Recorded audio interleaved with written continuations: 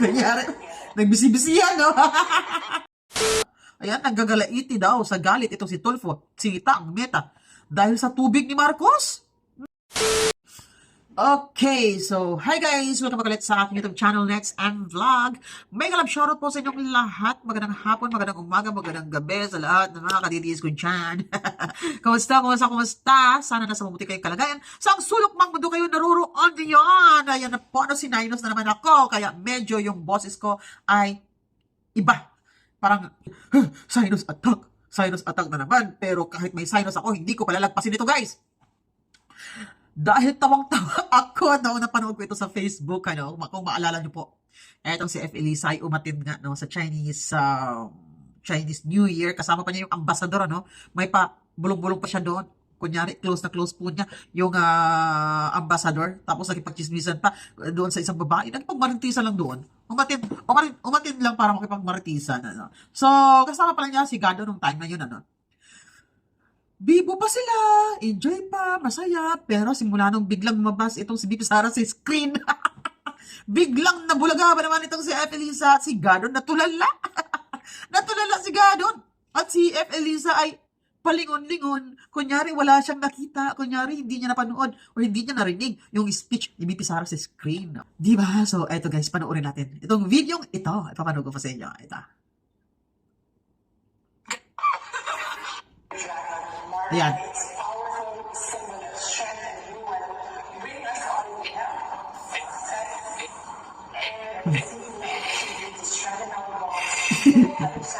Kunyari, nagbisi-bisihan, no? Nagbisi-bisihan. Lingon. No, panoorin natin. Panoorin natin ulit. Ayan.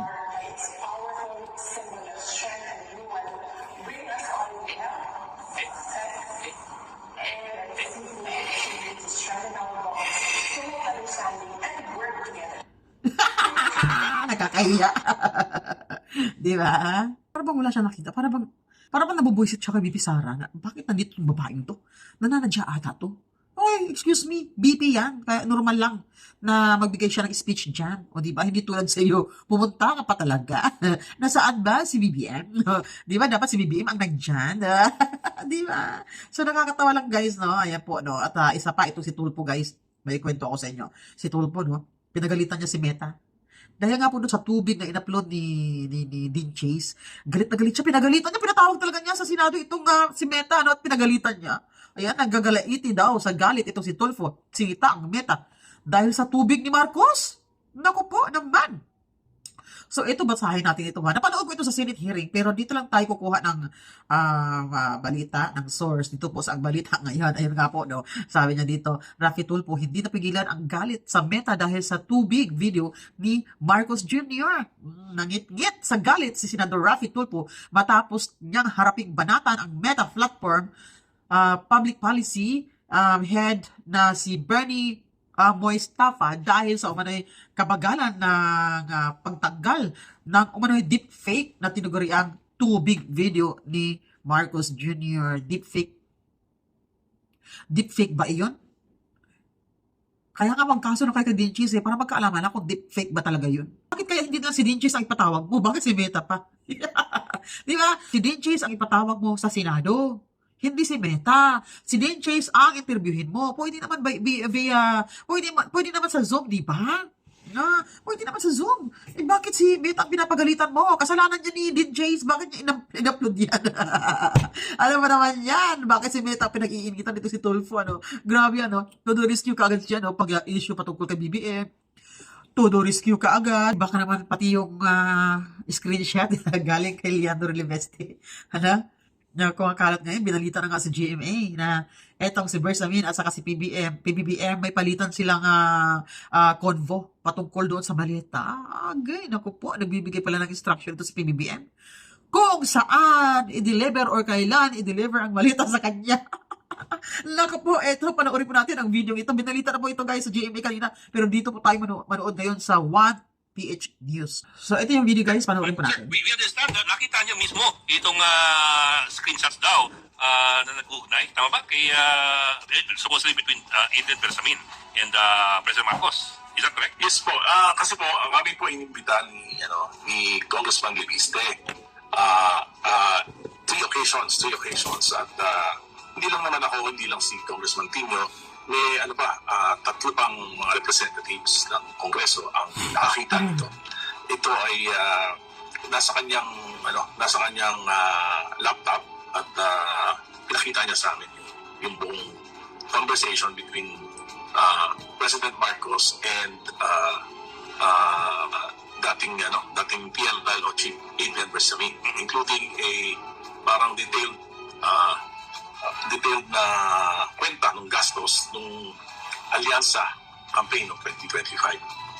So, explicit po talaga yung messages. Walang coding-coding o mga Wala. secret May jargon. tumitang number, supposedly number ni President Marcos at number ni Agoy! PLO Booking na. Chief Adrian Bersamin. Kunyari, pinaimbestigahan na. Siya pala yung Screenshots or images. mastermind talaga. Parang talagang images. Ang una niya pinakita yung video, yung CCTV kuha. May video pa. CCTV na nakunan sa bahay ni Congressman Leviste, kung saan nagpunta bumaba sa sasakyan, punta sa bahay niya sa Taal, Batangas. May mga kasama siya, supposedly mga lawyers daw yun. So yun yung unang pinakita, pagkatapos mga lang pinakita niya. Sabi niya sa amin, noon daw medyo nakauungkat na yung ni Senator Lacson yung mga pangalan ng mga Bersamin, ay natakot sila na maging fall guy, kaya kumuha sila ng affidavit. At doon mismo sa bahay ni Congressman Leviste daw ito ginawa. At may mga naiwan sa kanyang records. Yes, sir. Pero sir, yes, sir. I understand, sir. So these are images of at least alleged screenshots of a conversation between Bersamin and ledgers of expenses. and the president. This is over Messenger, you suppose, or this is over cell phone? May cellphone number. May cellphone. So it's text messages. Yes, text message. But sir, how was anybody able to certain that these were really, messages captured via screenshotting? Well, yun ang pagkakasabi sa amin. Ito raw yung ginawa ni PLO Chief Adrian Bersamin para maging security niya. At na kung siya ay gagawin wala naman. Ibig sabihin, nandun yung kwenta. Kasi allegedly, merong mga nakuha mula kay Engineer Bernardo at sa customs at sa confidential funds ng Pangulo na ginamit sa Alyansa campaign ng 2025. Yun po, no? So, ayan po. Huli! Booking na si BBM dyan, Nagkataon lang na hawak po nila ang gobyerno ngayon kasi nga siya yung presidente, kaya useless lang po itong mga ebidensyang ito, di ba? Hintayin lang po natin ngayong 2028 na si BP Sara ang magiging presidente. Humanda kayong lahat. Sabi niyo, si BP Sara may saya, di ba? Tingnan natin ngayong 2028. Lahat kayo papatukang. Di ba, guys? So, bye everyone and salamat po sa panonood. And comment down below lang po kung ano yung magiging opinion nyo and reaction patungkol sa video ito. Lalo na po doon ka F. Eliza. Doon po sa reaction niya nung biglang mabas itong si BP Sara sa screen. Bye, guys!